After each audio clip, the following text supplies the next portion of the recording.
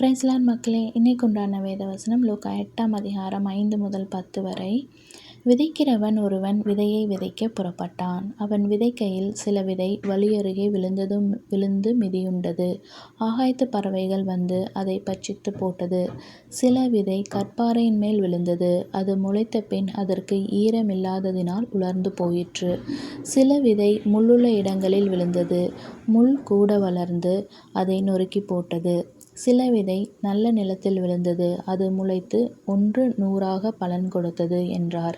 இவைகளை சொல்லி, கேட்கிறதற்கு காதுள்ளவன் கேட்க கடவன் என்று சத்தமிட்டு கூறினார். அப்பொழுது அவருடைய சீஷர்கள் இந்த உவமையின் கருத்து என்னவென்று அவரிடத்தில் கேட்டார்கள். அதற்கு அவர், தேவனுடைய ராஜ்யத்தின் இரகசியங்களை அறியும்படி உங்களுக்கு அருளப்பட்டது.